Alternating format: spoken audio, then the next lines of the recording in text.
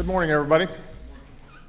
I will take your questions in a second, but first I just want to say a few words about the economy. Next week, the Senate will vote on the American Jobs Act, and I think by now I've made my views pretty well known. Some of you are even keeping a tally of how many times I've talked about the American Jobs Act. And the reason I keep going around the country talking about this jobs bill is because people really need help right now. Our economy really needs a jolt right now. This is not a game. This is not the time for the usual political gridlock.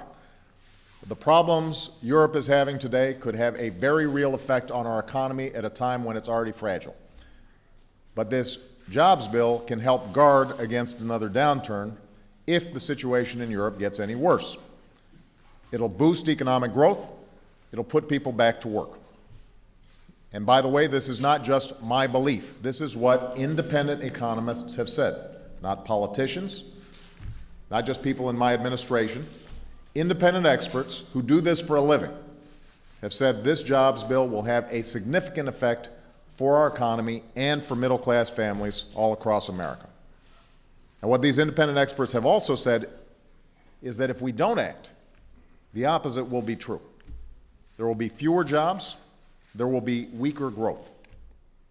So as we look towards next week, any senator out there who's thinking about voting against this jobs bill, when it comes up for a vote, needs to explain exactly why they would oppose something that we know would improve our economic situation at such an urgent time for our families and for our businesses.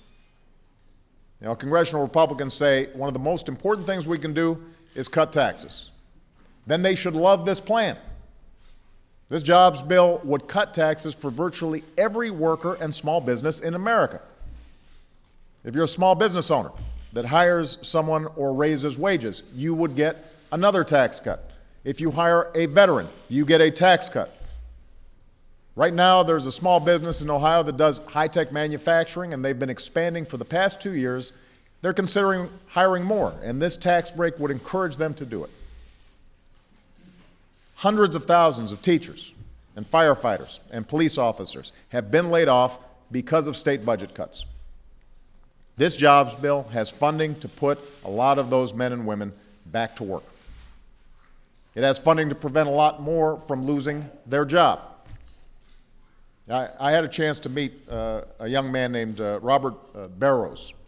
He's an English teacher in Boston who came to the White House a few weeks ago. He's got 2 decades of teaching experience. He's got a master's degree. He's got an outstanding track record of helping his students make huge gains in reading and writing.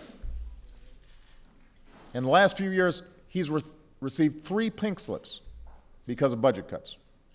Why wouldn't we want to pass a bill that puts somebody like Robert back in the classroom teaching our kids? Some of you were with me when we visited a bridge between Ohio and Kentucky that's been classified as functionally obsolete. That's a fancy way of saying it's old and breaking down. We've heard about bridges in both states that are falling apart, and that's true all across the country. In Maine, in Maine, there is a bridge that is in such bad shape that pieces of it were literally falling off the other day. And meanwhile, we've got millions of laid-off construction workers who could right now be busy rebuilding roads, rebuilding bridges, rebuilding schools. This jobs bill gives them a chance to get back to work rebuilding America. Why wouldn't we want that to happen? Why would you vote against that? The proposals in this bill are not just random investments to make work jobs. They are steps we have to take if we want to build an economy that lasts. If we want to be able to compete with other countries for jobs that restore a sense of security to middle-class families. And to do that, we've got to have the most educated workers. We have to have the best transportation and communications networks. We have to support innovative small businesses. We've got to support innovative manufacturers. Now, what's true is we've also got to rein in our deficits and live within our means, which is why this jobs bill is fully paid for by asking millionaires and billionaires to pay their fair share. And some see this as class warfare. I see it as a simple choice. We can either keep taxes exactly as they are for millionaires and billionaires, with loopholes that lead them to have lower tax rates in some cases than plumbers and teachers, or we can put teachers and construction workers and veterans back on the job. We can fight to protect tax cuts for folks who don't need them and weren't asking for them, or we can cut taxes for virtually every worker and small business in America, but we can't afford to do both. That's the choice that's going to be before the Senate. There are too many people hurting in this country for us to do nothing. And the economy is just too fragile for us to let politics get in the way of action. We've got a responsibility to the people who sent us here. So I hope every senator thinks long and hard about what's at stake when they cast their vote next week. All right, with that, I will take your questions, and I will start with Ben Feller of Associated Press. Thank you very much, Mr. President. I'd like to ask you about two economic matters. Federal Reserve Chairman Bernanke warned Congress this week that the economic recovery is close to faltering. Do you agree? And secondly, on your jobs bill, the American people are sick of games, and you mentioned games in your comments. They want results. Wouldn't it be more productive to work with Republicans on a plan that you know could pass Congress, as opposed to going around the country talking about your bill and singling out and calling out Republicans by name? Well, first of all, with respect to the state of the economy, there is no doubt that growth has slowed. I think people were much more optimistic at the beginning of this year. But the combination of a Japanese tsunami, the Arab Spring, which drove up gas prices, and most prominently Europe, I think has gotten businesses and consumers very nervous. And we did not help here in Washington with the debt ceiling debacle that took place. A bit of game playing that was completely unnecessary, completely unprecedented in terms of how we dealt with our responsibilities here in Washington. So you combine all that, there is no doubt that the economy is weaker now than it was at the beginning of the year.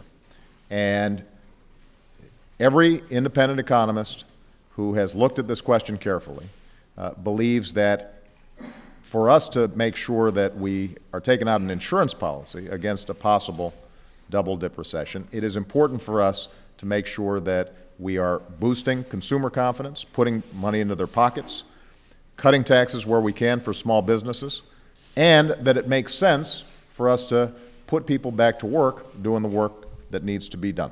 That's exactly what this jobs bill does.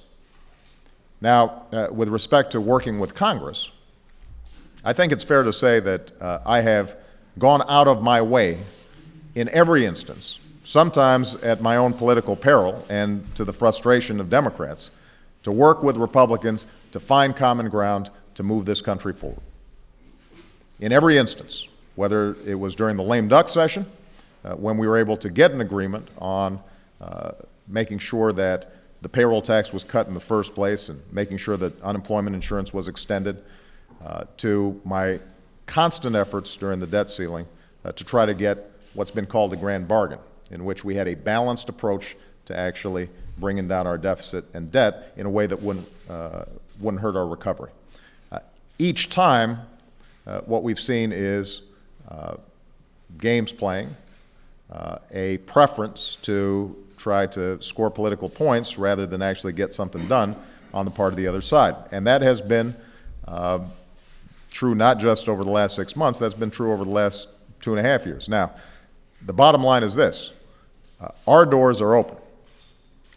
And what I've done over the last several weeks is to take the case to the American people so that they understand what's at stake.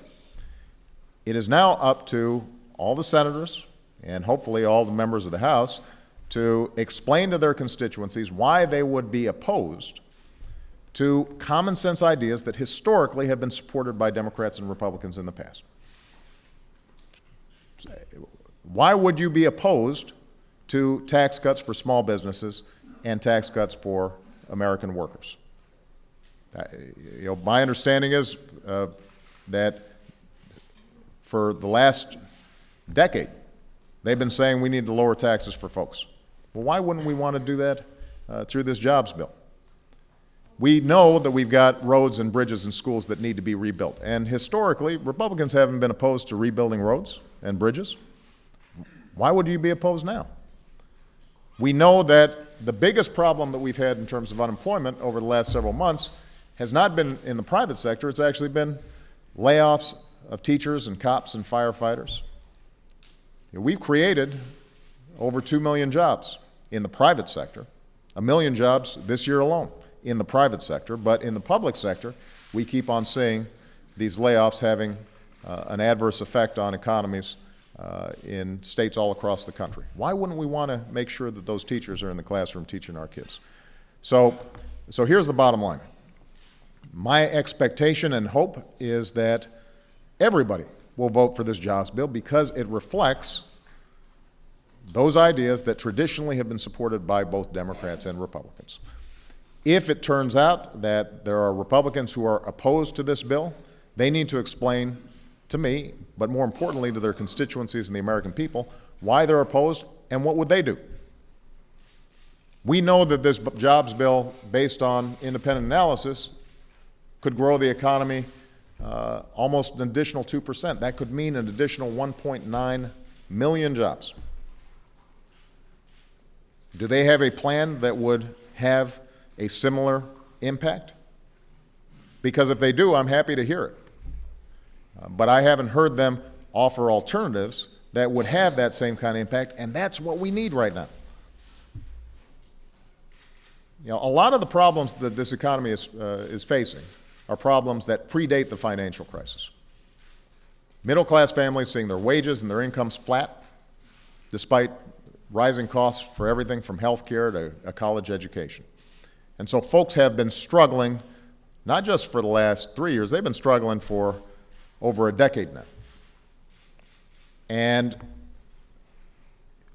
at a time when so many people are having such a hard time, we have to have an approach, we have to take action that is big enough to meet the moment. And what I've heard from Republicans is, well, we're agreeing to do these trade bills. That's great. I'm in favor of those trade bills, and I'm glad they're passing. But that's not going to do enough to deal with the huge problems we have right now with respect to unemployment. You know, we passed patent legislation. That was bipartisan work. I'm thrilled that we were able to get Republicans and Democrats to work together on that. But that is a long-term issue for our economic competitiveness. It's not putting Americans to work right now. So the bottom line is this, Ben. If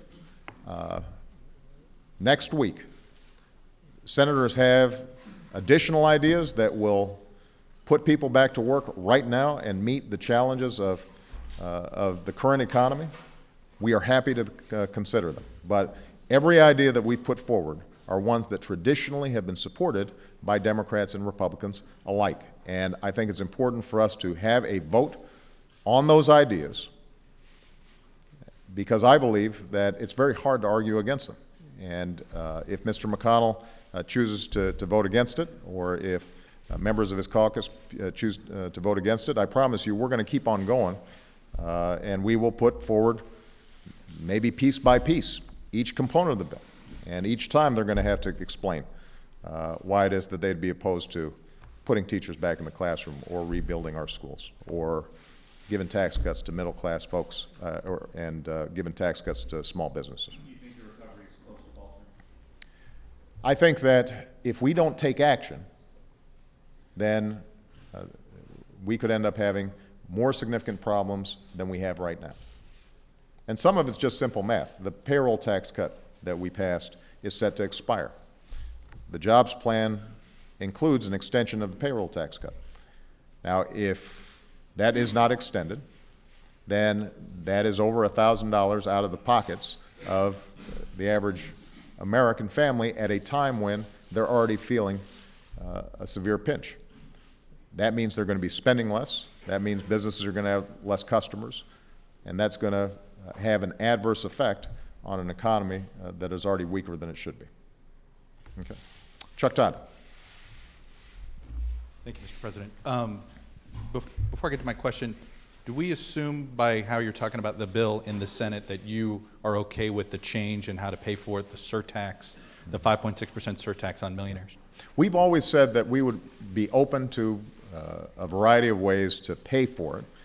We put forward what we thought was a solid approach to paying for the jobs bill itself.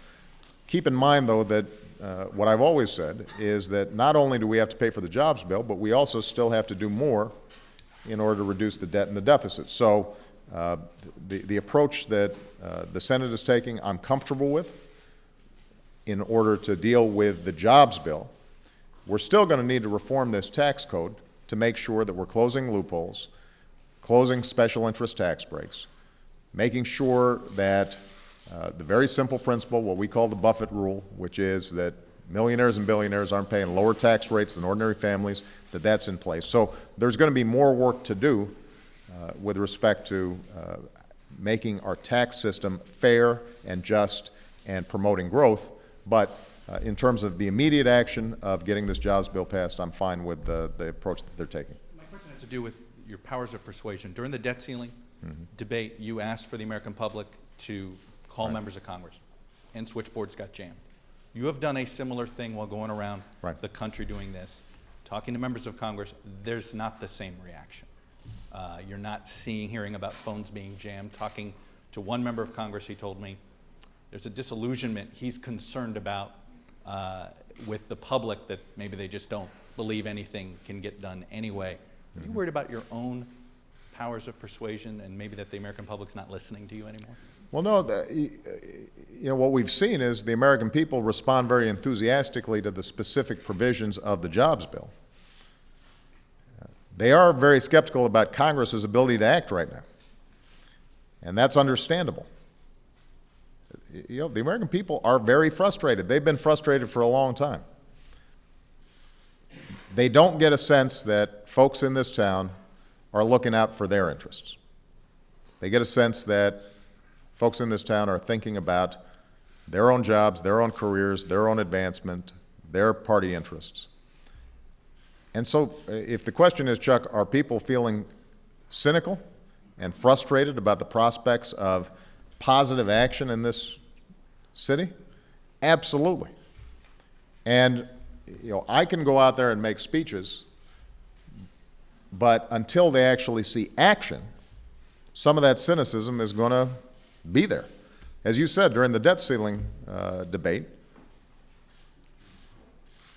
a very solid majority, I think up maybe even higher than 70%, agreed with the approach that I talked about, which was we should have a balanced approach to deficit reduction. And what the American people saw is that Congress didn't care. Not just what I thought, they didn't care about what the American people thought. They had their own agenda. And so if they see that over and over again, that cynicism is not going to be reduced until Congress actually proves their cynicism wrong by doing something that would actually help the American people. This is a great opportunity to do it. This is a great opportunity to do it. Keep in mind, if the American Jobs Bill passes, we're still going to have challenges. We're still going to have to make sure that we've got the best education system in the world, because that is going to be critical for our long-term competitiveness and creating good, solid middle-class jobs. We're still going to have to keep investing in basic research and science. We're still going to have to make sure that we do even more on infrastructure. I mean, what's contained in the American Jobs Bill doesn't cover all the roads and bridges and infrastructure that needs to be improved around the country. So it's not as if that's going to solve all our problems, but it is an important start that we know would end up growing the economy and putting hundreds of thousands, millions of people back to work at a time when they needed the most. And it's paid for. I mean, the one persuasive argument that the Republicans previously had made against a bill like this is, the deficit's growing, we can't afford it. Well, we can afford it if we're willing to ask people like me to do a little bit more in taxes. We can afford it without affecting our deficit. Our proposal is paid for. So that can't be the excuse. And so yes, until they see Congress actually putting country ahead of party politics and partisanship, they're going to be skeptical. And it doesn't matter how many times I preach to them, this is not a reflection of their lack of faith in the American Jobs Bill. They haven't seen Congress able to come together and act. This is a good opportunity there. What we've seen is that they agree with what we've put forward. Now, here's what I'll also say is that based on the debt ceiling vote, what they've seen is that the Republicans in Congress, even when the American people agree with me, oftentimes will vote against something I'm proposing. So there may be some skepticism that I personally can persuade Republicans to take actions in the interest of the American people. But that's exactly why I need the American people to try to put some pressure on them.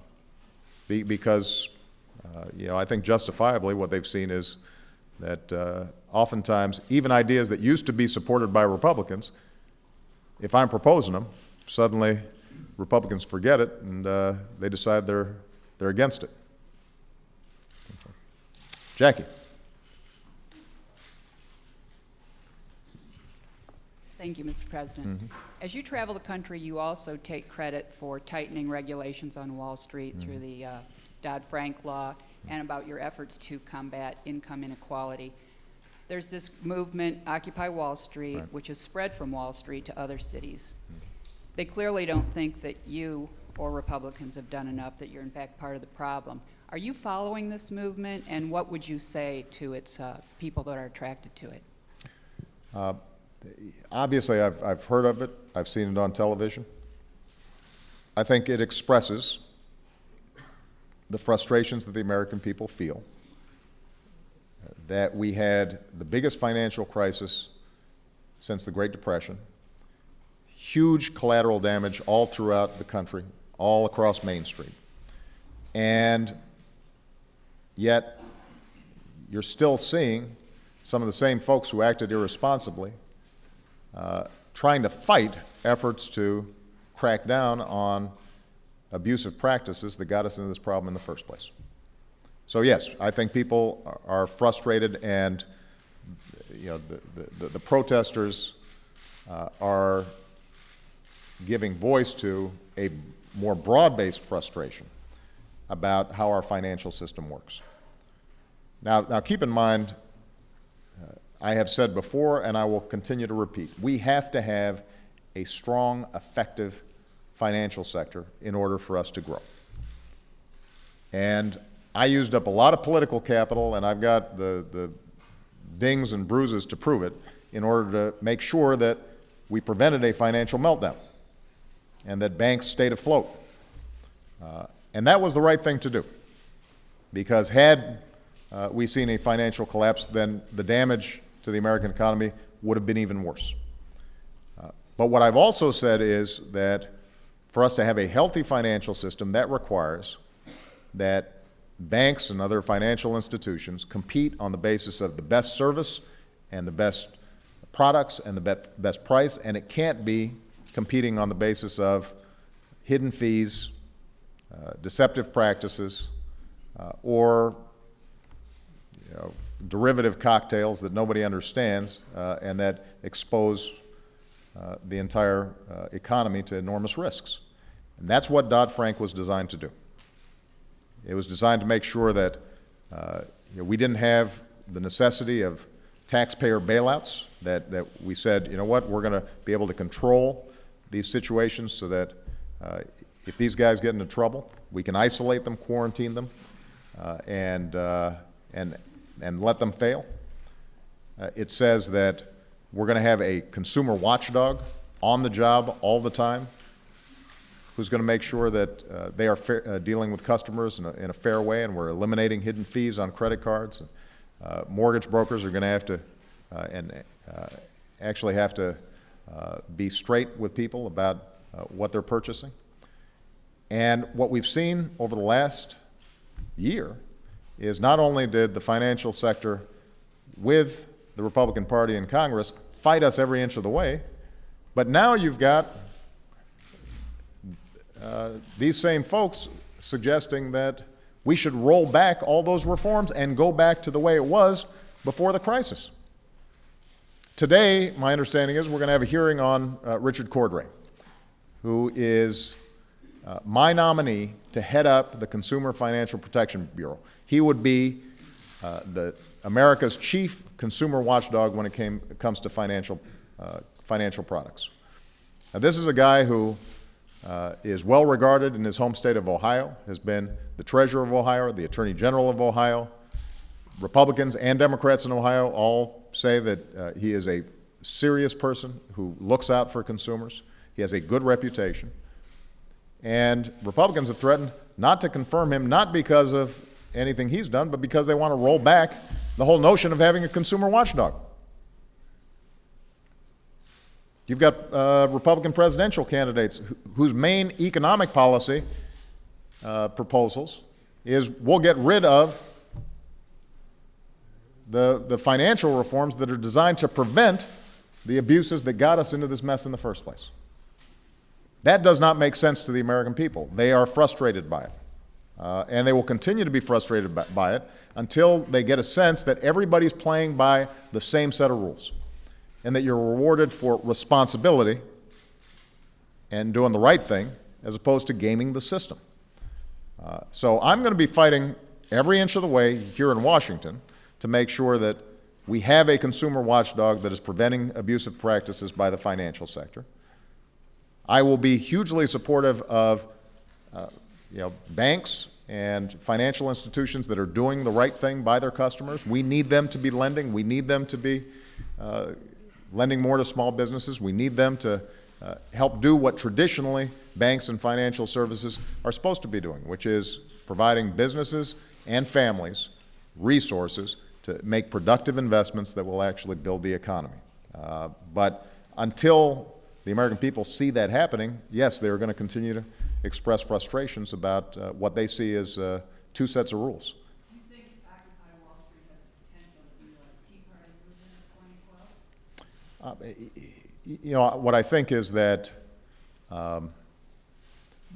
the American people understand that not everybody's been following the rules. That Wall Street is an example of that. That folks who are working hard every single day, getting up, going to the job, loyal to their companies, that used to be the essence of the American dream. That's how you got ahead, the old-fashioned way. And these days, a lot of folks who are doing the right thing aren't rewarded, and a lot of folks who aren't doing the right thing are rewarded.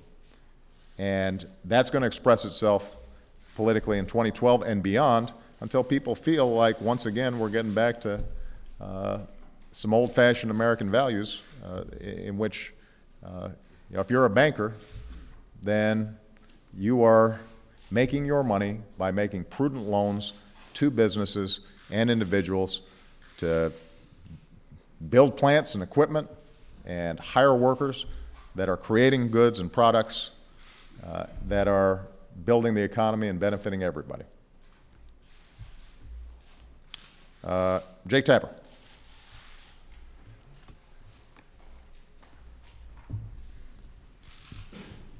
Thank you, Mr. President. Just to follow up on Jackie's question, one of the reasons why so many of the people at the Occupy Wall Street protests are so angry is because, as you say, so many people on Wall Street did not follow the rules. But your administration hasn't really been very aggressive in prosecuting. In fact, I don't think any Wall Street executives have gone to jail despite the rampant corruption and malfeasance that did take place. So I was wondering if you could comment on that.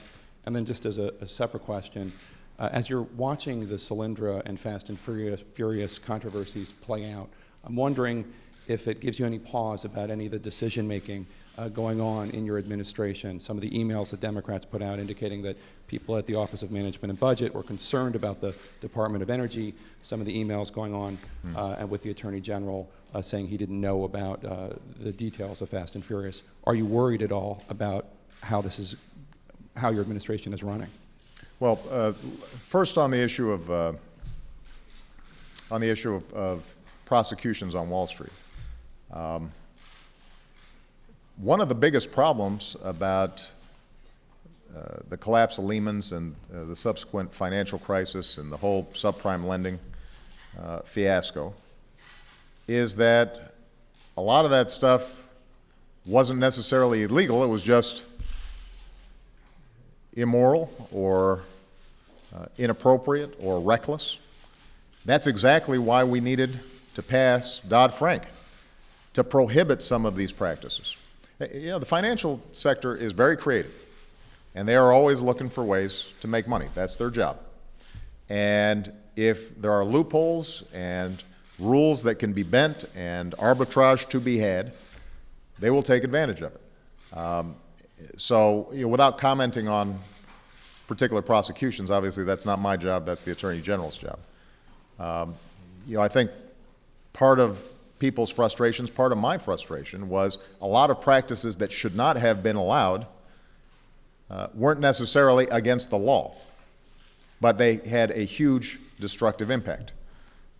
And that's why it was important for us to put in place financial rules that protect the American people from reckless decision-making and irresponsible behavior. Now, with respect to Solyndra and Fast and Furious, you know, I think I've been very clear that I have complete confidence in Attorney General Holder in how he handles his office. He has been very aggressive in going after gun running and cash transactions that are going to these transnational drug cartels in Mexico. There's been a lot of cooperation between the United States and Mexico on this front. He's indicated that he was not aware of what was happening in Fast and Furious. Certainly I was not, and I think both he and I would have been very unhappy if somebody had suggested that guns were allowed to pass through that could have been prevented by the United States of America. He's assigned an Inspector General to look into how exactly this happened, and I have complete confidence in him, and I've got a complete confidence in the process to figure out who, in fact, was responsible for that decision and how it got made. Solyndra, this is a loan guarantee program that predates me, that historically has had support from Democrats and Republicans as well. And the idea is pretty straightforward.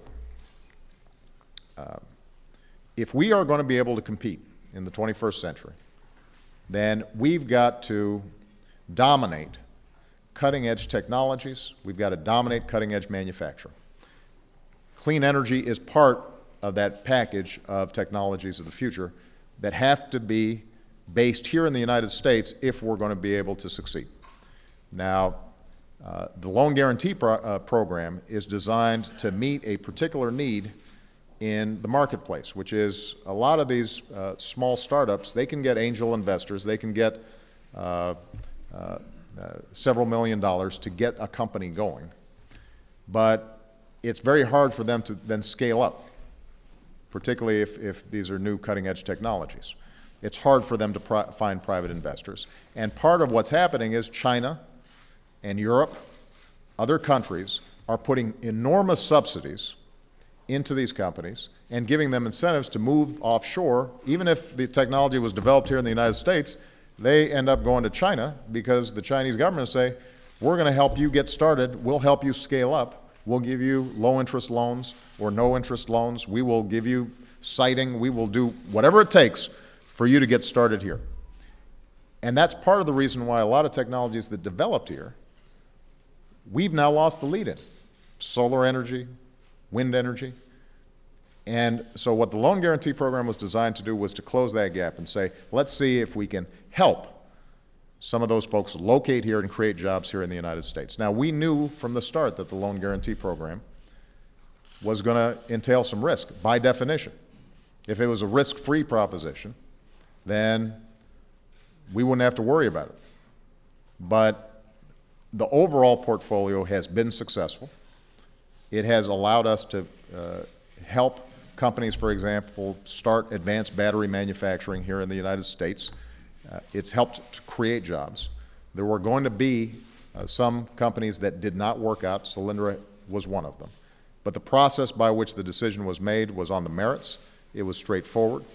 And of course there were going to be debates internally, when you're dealing with something as complicated as this. But I have confidence that the decisions were made based on what would be good for the American economy and the American people and putting people back to work. And by the way, let me make one last point about this. I heard there was a Republican member of Congress who's engaging in oversight on this. And despite the fact that all of them in the past have been supportive of this loan guarantee program, he concluded, you know what, we can't compete against China when it comes to solar energy. Well, you know what? I don't buy that. I'm not going to surrender to other countries technological leads that could end up determining whether or not we're building a strong middle class in this country. And so, we're going to have to keep on pushing hard to make sure that manufacturing is located here, new businesses are located here, and new technologies are developed here. And there are going to be times where it doesn't work out, but I'm not going to cave to the competition when they are heavily subsidizing all these industries. Just a follow-up on Wall Street. Are you satisfied with how aggressive your administration has been when it comes to prosecuting this? I know a lot of it was legal, but a lot of it was not. There was fraud that took place. Right. Well, let me say this. The president can't go around saying prosecute somebody. But as a general principle, if somebody has engaged in fraudulent actions, they need to be prosecuted. If they've violated laws on the books, they need to be prosecuted. And that's the Attorney General's job. I know that Attorney General Holder, U.S. attorneys all across the country, they take that job very seriously. Okay.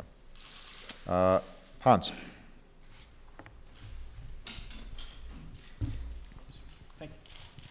Thank you, Mr. President. You just spoke of the need for banks to start lending. You talked earlier about how creative they can be in chasing profit. And yet earlier in the week you said that banks, quote, don't have some inherent right to just, get a certain amount of profit. He also said in that interview that you can stop them. How do you plan on stopping them from charging this $5 fee or whatever the fee is? And do you think that your government has a right to dictate how much profits American companies make? I absolutely do not think that. I was trying to make a broader point, which is that people have been using financial regulation as an excuse to charge consumers more, right? I mean, basically the argument they've made is, well, you know what, this hidden fee was prohibited, and so we'll find another fee to make up for it. Now, they have that right, but it's not a good practice. It's not necessarily fair to consumers, and my main goal is to make sure that we've got a consumer watchdog in place who is letting consumers know what fair practices are, making sure that transactions are transparent, and making sure that banks have to compete for customers based on the quality of their service and good prices. Now, the frustrating thing that we have right now is that you've got folks over in Congress, Republicans, who said that they see their role as eliminating any prohibitions on any practices for financial companies.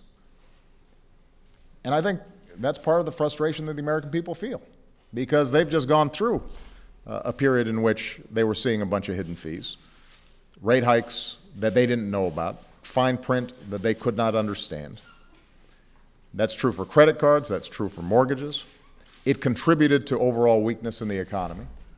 And yes, I think it is entirely appropriate for the government to have some oversight role to make sure that consumers are protected. So banks and any business in America can price their products any way they want.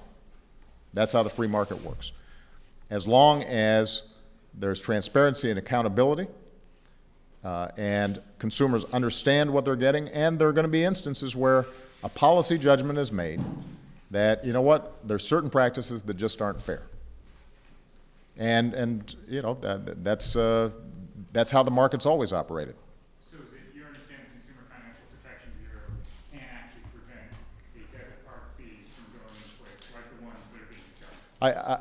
I think that what the Consumer Finance Protection Bureau could do is to make sure that consumers understood exactly what they were getting, exactly what was happening. And I think that Congress could make determinations with respect to whether or not a certain practice was fair or not. Okay. David Nakamura.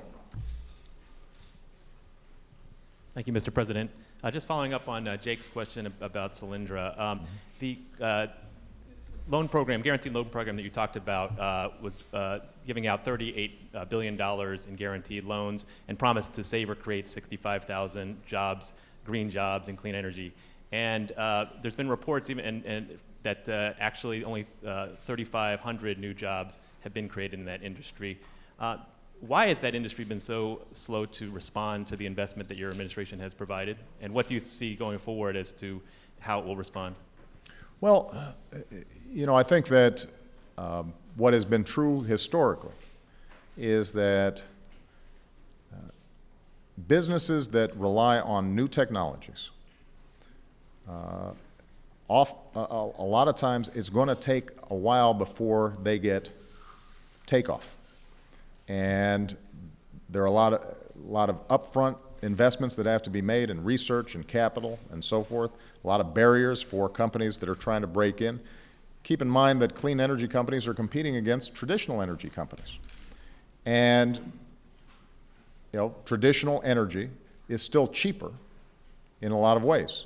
The problem is it's running out, it's polluting, and we know that demand is going to keep on increasing, so that if we don't prepare now, if we don't invest now, if we don't get on top of technologies now, we're going to be facing 20 years from now China and India having 1 billion new drivers on the road, the trend lines in terms of oil prices, coal, et cetera, going up, the impact on the planet increasing, and we're not just going to be able to start when all heck is breaking loose and say, boy, we better find some new energy sources. So in the meantime, we've got to make these investments, but that makes it more difficult for a lot of these companies to succeed. What's also a problem, as I said, is that other countries are subsidizing these industries much more aggressively than we are. Hundreds of billions of dollars the Chinese government is pouring into the clean energy sector, partly because they're projecting what's going to happen 10 or 20 years from now. So, look, I have confidence in American businesses and American technology and American scientists and entrepreneurs being able to win that competition. We are not going to be duplicating the kind of system that they have in China, where they are basically state-run banks giving money to state-run companies and ignoring losses and ignoring bad management. But there is a role to play for us to make sure that these companies can at least have a fighting shot. And it does mean that there are going to be some that aren't successful, and it's going to be an uphill climb for some. And obviously, it's very difficult for all companies right now to succeed when the economy is as soft and as weak as it is. Some reports with Solyndra in particular that investors, Solyndra warned your administration that a government-backed loan of $500 million in that company might not be a wise use of taxpayers' money. In retrospect, do you think that your administration was so eager for Solyndra to succeed that it missed some of the critical warnings? I will tell you that even for those projects under this loan guarantee program that have ended up being successful, there are those in the marketplace who have been doubtful.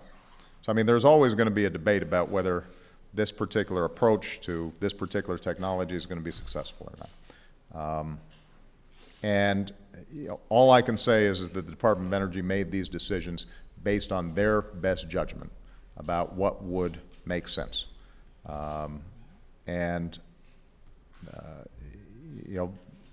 The nature of these programs are going to be ones in which, for every success, there may be one that does not work out as well. But that's exactly what the loan guarantee program was designed by Congress to do, was to take bets on these areas where we need to make sure that we're maintaining our lead. Okay. Bill Plant. Thank you, Mr. President. Anybody on Capitol Hill will say that there's no chance that the American Jobs Act in its current state passes either house. And you've been out on the campaign trail banging away at them saying, pass this bill. Right. And it begins sort of look like you're campaigning and like you're following the Harry Truman model against the do-nothing Congress instead of negotiating. Are you negotiating? Will you? I am always open to negotiations. What is also true is they need to do something. I mean, I'm not, look, Bill, I think it is very clear that if members of Congress come in and say, all right, we want to build infrastructure, here's the way we think we can do it. We want to put construction workers back to work, we've got some ideas. I am ready, eager to work with them. They say, you know, we've got this great idea for putting teachers back in the classroom. It's a little different than what you've proposed in the jobs bill. I'm ready, eager to work with them. But that's not what we're hearing right now. I mean, what we're hearing is that their big ideas, the ones that make sense, are ones we're already doing. You know, they've given me a list of, well, here's the Republican job creation ideas. Let's pass free trade agreements. It's great that we're passing these free trade agreements. We put them forward. I expect bipartisan support. I think it's going to be good for the American economy. But it's not going to meet the challenge of 9% unemployment or an economy that is currently weakening. It's not enough. Patent reform, very important for our long-term competitiveness. There's nobody out there who actually thinks that that's going to immediately fill the needs of people who are out of work or strengthen the economy right now. So what I've tried to do is say, here are the best ideas I've heard, not just from partisans, but from independent economists. These are the ideas most likely to create jobs now and strengthen the economy right now. And that's what the American people are looking for. And the response from Republicans has been no, although they haven't given a good reason why they're opposed to putting construction workers back on the job or teachers back in the classroom. And if you ask them, well, okay, if you're not for that, what are you for? Trade's already been done, patent reform's been done, what else? The answer we're getting right now is, well, we're going to roll back all these Obama regulations.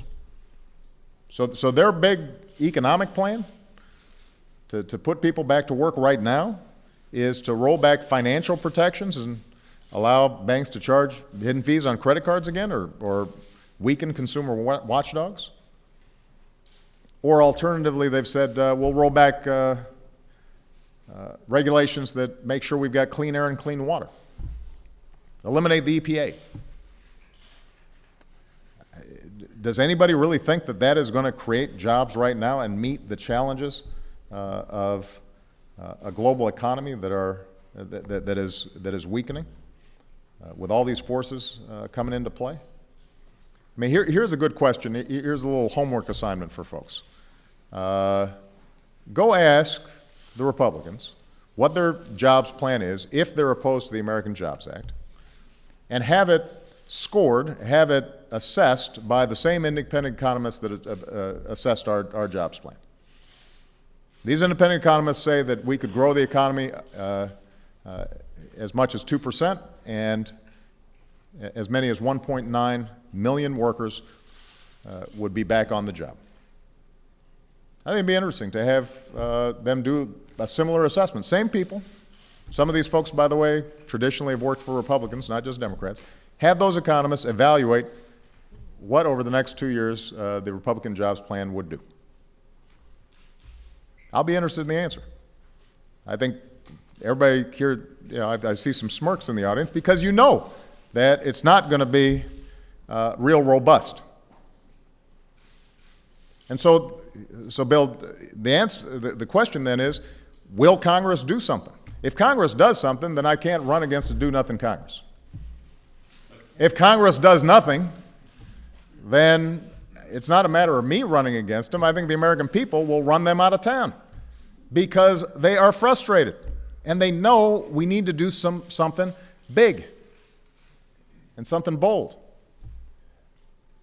Now, the American people are also concerned about making sure that we have a government that lives within its means, which is why I put forward a plan that would also reduce our deficit and our debt in a more aggressive way than what the special committee's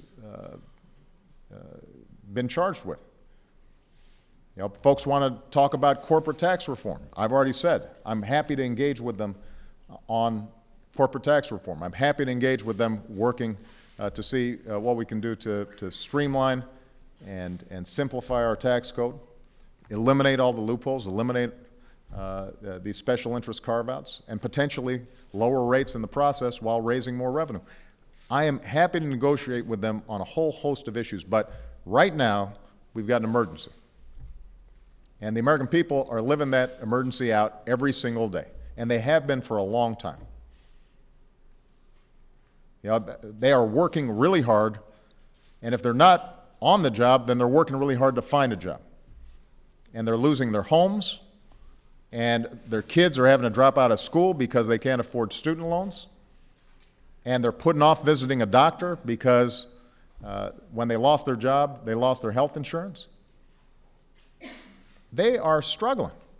And as a consequence, by the way, all of us are struggling, even those who are well off. The irony is the same folks that the Republicans claim to be protecting, the well-off, the millionaires and the billionaires, they'd be doing better, they'd be making more money if ordinary Americans had some money in their pockets and were out there feeling more confident about the economy. That's been the lesson of our history. When folks in the middle and at the bottom are doing well, the folks at the top do even better. Is this kind of public pressure the only leverage you have, sir? Look, we have a democracy, and right now John Boehner is the Speaker of the House, and Mitch McConnell is the Republican leader, and you know, all I can do is make the best arguments and mobilize the American people so that they're responsive. So far, they haven't been responsive to not just me, but public opinion. We saw that during the debt ceiling vote. But we're just going to keep on making the case. But I guess what I'm saying, though, here, Bill, is, and I said this when I made my speech at the joint session, the election is 13, 14 months away. I would love nothing more than to not have to be out there campaigning because we were seeing constructive action here in Congress. That's my goal. That's what I'm looking for. But I'm also dealing with a Republican majority leader who said that his number one goal was to beat me, not put Americans back to work, not grow the economy, not help small businesses expand, but to defeat me. And he's been saying that now for a couple of years. So, yeah, I've got to go out and enlist the American people to see if maybe he'll listen to them if he's not listening to me. Matt Spitolnik. Where's Matt? There we go. Thank you, Mr. President. One question on the economy and one on foreign policy.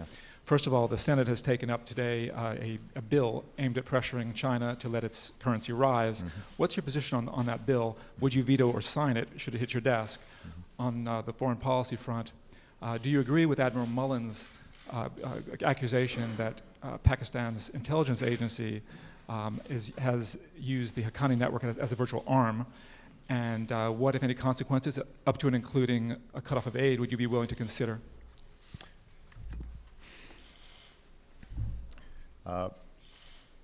Obviously, we've been seeing a remarkable transformation of China over the last 2 decades. And it's helped to lift millions of people out of poverty in China. We have stabilized our relationship with China in a healthy way.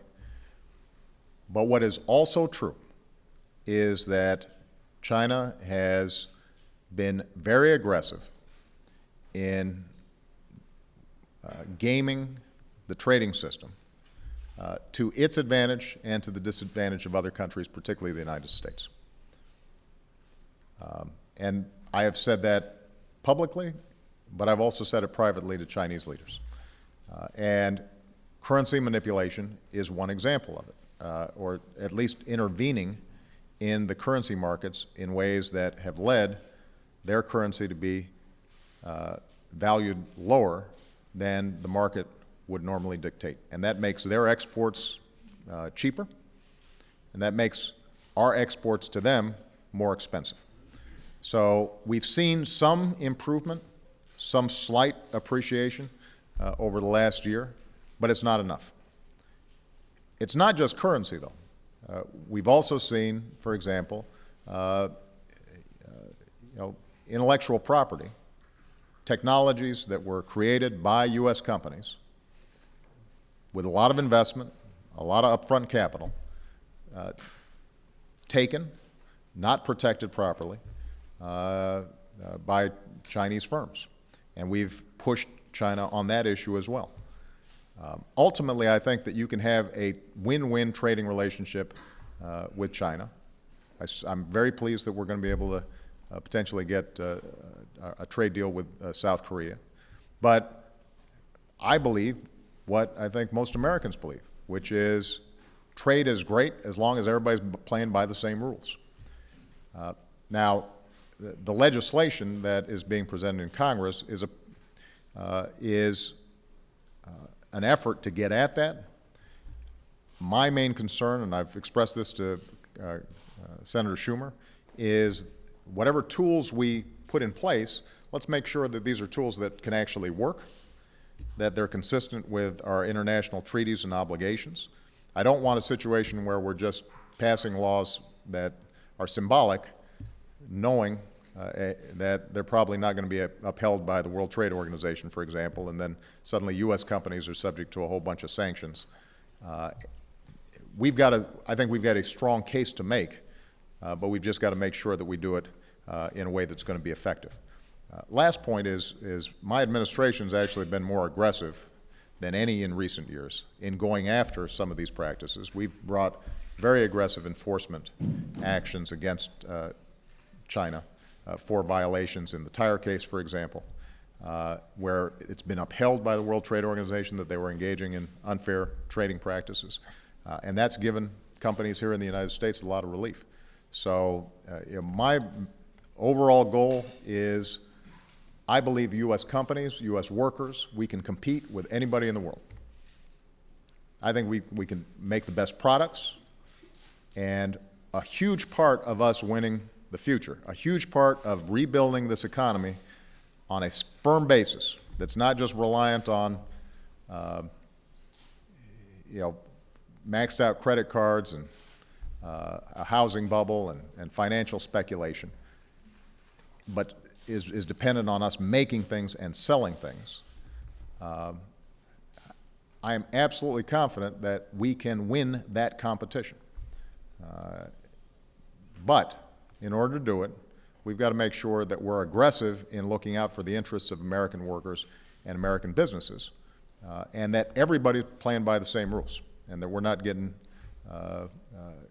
cheated in the process. That is a term of art. So, the Treasury Secretary, I've got to be careful here. It's his job to make those decisions. But it's indisputable that they intervene heavily in the currency markets, and that the RMB, their currency, is lower than it probably would be if they weren't making all those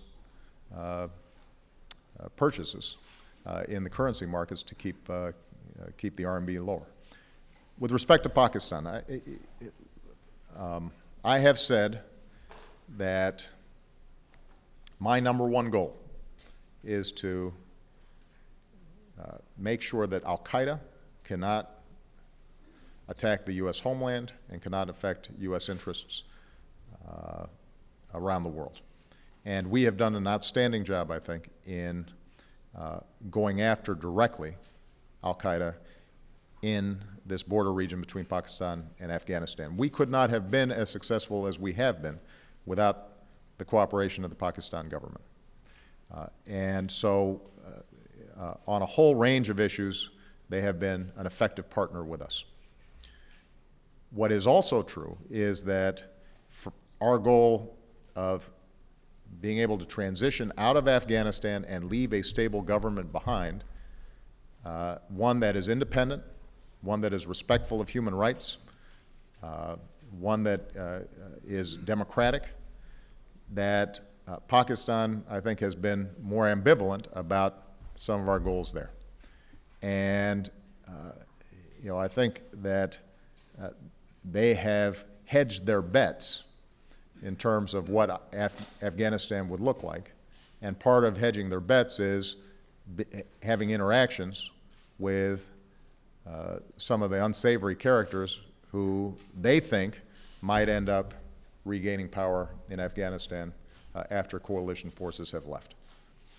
What we've tried to persuade Pakistan of is that it is in their interest to have a stable Afghanistan, that they should not be feeling threatened by a stable, independent Afghanistan. We've tried to get conversations between Afghans and Pakistans going more effectively than they have been in the past. But we've still got more work to do. And there is no doubt that there's some connections that the Pakistani military and intelligence services have with certain individuals that we find trouble. And I've said that publicly, and I've said it privately to Pakistani officials as well. They see their security interests threatened by an independent Afghanistan, in part because they think it will ally itself to India, and Pakistan still considers India their mortal enemy. Part of what we want to do is actually get Pakistan to realize that a peaceful approach towards India would be in everybody's interests and would help Pakistan actually develop, because one of the biggest problems we have in Pakistan right now is poverty, illiteracy, a lack of development, civil institutions that aren't strong enough to deliver for the Pakistani people.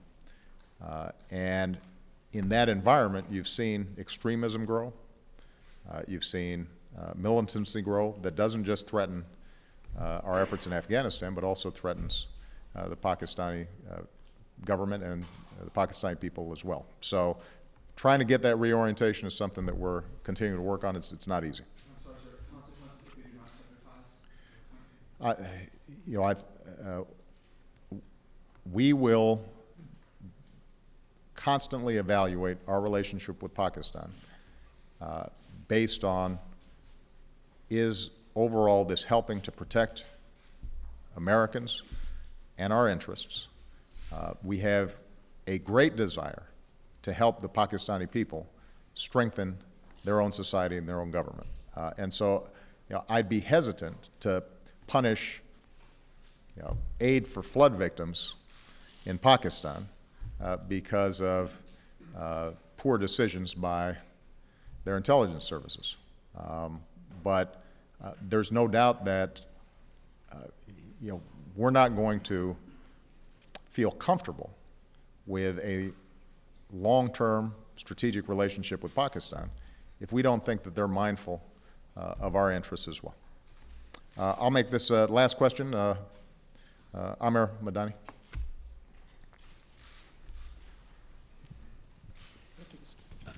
Thank you, Mr. President. Caught you by surprise, huh? Yeah, you did. What should European leaders do to resolve the sovereign debt crisis going forward? And second, how risky is this continued situation to the U.S. economy? And finally, do you feel that the European leaders have been negligent in pushing austerity too soon? Those are good questions. The biggest headwind the American economy is facing right now is uncertainty about Europe, because it's affecting global markets. The slowdown that we're seeing is not just happening here in the United States. It's happening everywhere. Even in some of the emerging markets like China, you're seeing greater caution, less investment, deep concern. In some ways,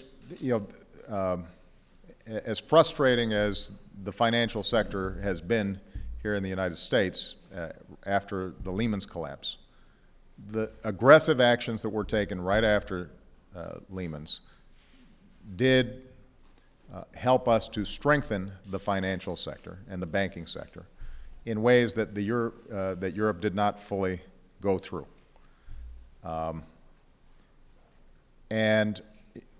Uncertainty around Greece and their ability to pay their debts runs on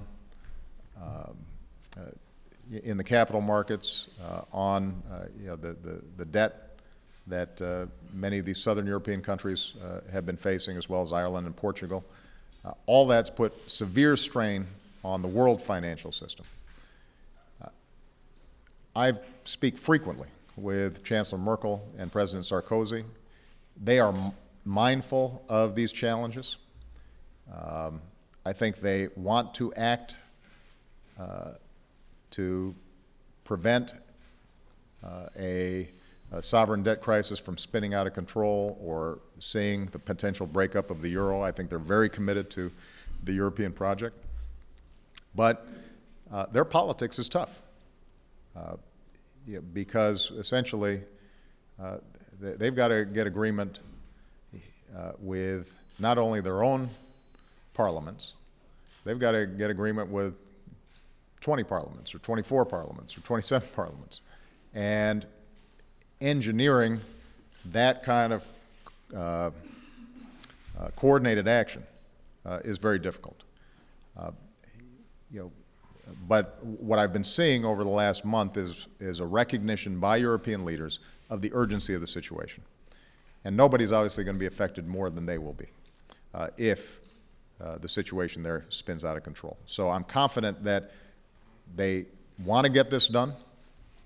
I think there's some technical issues that they're working on in terms of how they get a big enough, how do they get enough firepower to let the markets know that they're going to be standing behind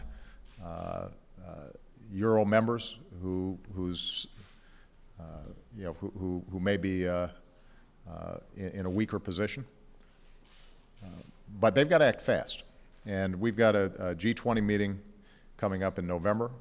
My strong hope is that by the time of that G20 meeting, that they have a very clear, concrete plan of action that is sufficient to the task. It will have an effect. It's already having an effect here in the United States. It will continue to have an effect on our economy because the world is now interconnected in ways that it's never been before. And that's one of the biggest challenges that we have post-2008, after this financial crisis, is that America has always been, well, over the last 20 years, has been the engine for world economic growth. We were the purchasers of last resort. We were the importers of last resort. We would stimulate our economies, and our American consumers would buy stuff around the world. And so if they got into trouble, they could always say, well, we're going to sell to the U.S. Well, we're now going through a situation where families are cutting back and trying to reduce their debts. Businesses are more cautious. And the U.S. government obviously has its own fiscal challenges. I mean, we've got to make sure that we're living within our means, although we've got to do it gradually and not in ways that immediately affect a fragile economy. So what that means is Europe is not going to be able to export its way out of this problem. They're going to have to fix that problem. And part of the goal that I've been trying to promote for the last 2 years, and I'll repeat at the G20, is more balanced economic growth worldwide. We've got to get into a posture where the U.S. is always going to be a big market, and we're going to welcome goods from all around the world, but we've also got to be selling goods around the world. We can't just be,